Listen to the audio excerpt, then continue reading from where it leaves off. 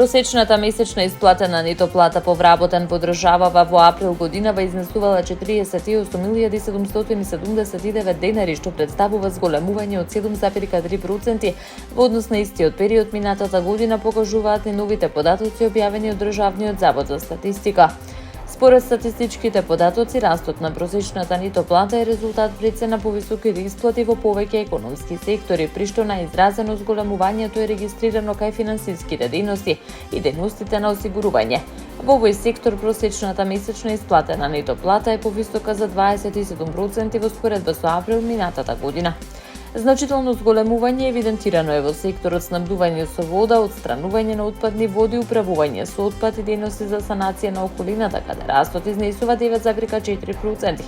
Раст на платите е забележан и во секторот трговија на големо и трговија на мало, како и поправка на моторни возила и мотоцикли, каде просечната исплатена нето плата е повисока за 9,2%. Анализата на месечно ниво покажува дека во однос на март годинава е регистриран дополнителен раст на просечните примања во повеќе дејности. Најголемо месечно зголемување е забележано кај финансиските дејности и осигурувањето, каде платите пораснале за дури 20,1%. Во секторот трговија на големо и мало, како и поправка на моторни возила и мотоцикли, месечниот раст достигнал 2,1%, додека кај административните и помошните услужни дејности евидентирано е зголемување од 2%. Податоците на Државниот завод за статистика укажуваат дека трендот на раст на платите продолжува и во вториот квартал од годинава, при што најголем придонес во вкупниот раст имаат секторите со повисока додадена вредност и услуги. Премиерот Христијан Мицкоски изјави дека во моментов не очекува позитивен развој во односите со Бугарија во рамки на евроинтегративниот процес, оценувајќи дека сигналите кои пристигнуваат од официјална Софија не даваат причина за оптимизам. Изјавата ја даде при денешната посета на основното општинско училиште Љубен Лапе во општина Аеродром, каде присуствуваше на промоција на печатени учебници. Одговарајќи на новинарско прашање поврзано со можен напредок во разговорите меѓу двете земји, премиерот рече дека актуелните случувања покажуваат спротивен тренд. Сигналите кои доаѓаат од таму не ме прават оптимист, напротив, состојбата се радикализира, изјави Мицкоски. Како пример за влошување на атмосферата во односите, тој го посочи случајот со дипломатската нота испратена од бугарска страна, поврзана со приватниот престој на неговата сопруга и нивниот малолетен син во Пампорово. Според премиерот станува збор за невообичаен дипломатски потек, кој како што оцени представува преседан. Вчера видовме еден преседан во дипломатијата кога излезе дипломатска нота за 3-дневен престој на мојата сопруга со мојот помал син кај наши пријатели во Пампорово. Невообичаена пракса во светот на дипломатијата и можеби единствена како таква, вели премиерот. Мицкоски информираше дека за случајот ги известил и партнерите од НАТО, нагласувајќи дека објавувањето и третманот на ова прашање според него отвораат дилеми околу безбедноста на неговото семејство. Со ова вадење на дипломатска нота се загрозува безбедноста на моето семејство, истакна премиерот. И покрај актуелните случувања и предизвици во односите со источниот сосед, Мицкоски порача дека владата останува насочена кон домашните приоритети, со акцент на реформите и економскиот развој. Ние да останеме фокусирани на тоа што е наша задача, а тоа е да ја испорачуваме реформската агенда, да ги правиме реформите дома и да ја градиме економијата, изјави премиерот. Премиерот Христијан Мицкоски соопшти дека владата започнала координирани разговори со најголемите ланци на маркети во земјава со цел да се задржи растот на цените на основните прехранбени производи под нивото од 3% во текот на јули. Одговарајќи на новинарски прашања, Мицкоски информираше дека во текот на вчерашниот ден бил одржан состанок со представници на најголемите трговски синџири, на кои биле анализирани ефектите од економската и ценовната криза, како и можностите за стабилизирање на пазарот во наредниот период. Според него, оценките се дека кризата постепено се смирува, но потребни се дополнителни координирани активности за да се зачува трендот на стабилизирање на цените. Разговаравме за кризата која полека, но сигурно, барем според сегашните показатели, завршува. Заеднички дефиниравме цели кои треба да ги исполниме. Една од нив е годишната стапка на промена на цените на основните прехранбени производи во јули да не биде поголема од 3%, вели Мицкоски. Премиерот нагласи дека во идниот период ќе следуваат дополнителни средби, пошто сите засегнати страни ќе седнат на заедничка маса со цел да се донесат решенија кои ќе обезбедат стабилни цени и подобра понуда за потрошувачите. Вели дека за постигнување на ваквата цел ќе биде неопходно во процесот да се вклучат и останатите учесници во синџирот на снабдување, производителите, дистрибутерите и добавувачите. Според него, владата останува посветена на изнаоѓање долгорочни системски решенија. Како споредба, премиерот посочи дека годишната промена на цените во мај во земјава изнесувала меѓу 4,5 и 4,7%, додека во повеќе земји во регионот стапките биле повисоки, над 5% во Грција, над 6% во Бугарија и над 8% во Романија. Целта, како што нагласи Мицкоски, е Македонија во јули да започне со годишна промена на цените на основните прехранбени производи под нивото од 3%. Министерката за образование и наука Весна Јаневска изјави дека обезбедувањето и дистрибуцијата на учебниците веќе трета година поред не представува предизвик и сите потребни материјали ќе бидат навремено доставени до училиштата пред почетокот на новата учебна година. Одговарајќи на новинарско прашање, Јаневска истакна дека процесот на испорака е веќе започнат и се реализира според утврдената динамика, со цел учениците да ја започнат наставата без доцнење и без недостаток на учебници.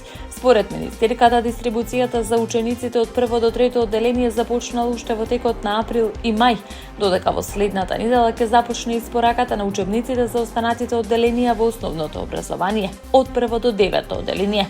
Таа информираше дека досега се доставени приближно 250.000 учебници за најмладите ученици. До почетокот на учебната година планирана е дистрибуција на вкупно околу 1,5 милион примероци низ училиштата во државата. Јаневска оцени дека навременото планирање и организација овозможуваат учебниците да не бидат проблем како во претходните години. Најави дека Министерството ќе продолжи со истиот пристап и во иднина. Целта, како што вели, учениците и наставниците навремено да располагаат со сите потребни наставни материјали. Министерството за образование и наука додаде министерката Јаневска останува посветено на создавање стабилен и предвидлив систем за навремено обезбедување на учебници и останати образовни ресурси за сите ученици. Председателот на Собранието Африм Гаши денеска на маргините на 13-та пленарна сесија на Парламентарното собрание на процесот за соработка во Југоисточна Европа, која се одржува во Софија, оствари билатерална средба со председателката на Народното собрание на Република Бугарија Михаела Доцова. Како што информираат од кабинетот на Гаши, во фокусот на разговорите биле можностите за унапредување на парламентарната соработка, за јакнување на политичкиот диалог и отворање дополнителни канали за комуникација меѓу двете соседни земји. Гаши е нагласил потребата од продолжување на диалогот на парламентарно ниво, оценувајќи дека парламентарната дипломатија може да има значајна улога во градењето доверба, подобро меѓусебно разбирање и развој на конкретната соработка. Според него, двата парламенти располагаат со механизми преку кои може да се создадат дополнителни можности за комуникација и реализација на заеднички иницијативи, меѓу кои парламентарните групи за пријателство и соработка, како и ресорните комисии за европски прашања, надворешна политика, економија, енергетика и инфраструктура. Во текот на разговорот Гаши ја повторил посветеноста на Македонија кон добрососедските односи, европските вредности и регионалната стабилност. Оценил дека досегашниот модел на градење наративи со доминантен фокус на историските прашања представува предизвик кој ги оптоварува билатералните односи. Од бугарска страна, председателката Михаела Доцова посочила дека дополнително внимание треба да се посвети на развојот на прекуграничната соработка, особено во областите на инфраструктурата, трговијата, образованието и заштитата на животната средина. На средбата било истакнато и значењето од забрзана реализација на стратешките транспортни и енергетски проекти од заеднички интерес за двете држави. Гаши и Доцова изразиле подготвеност во иднина да продолжат со почести средби и поинтензивна парламентарна комуникација. Либан денеска во Вашингтон започнува нова рунда директни разговори со Израел во обид да се создадат услови за прекид на конфликтот кој трае од почетокот на месец март, но политичките околности и регионалните влијанија дополнително ја усложнуваат можноста за напредок.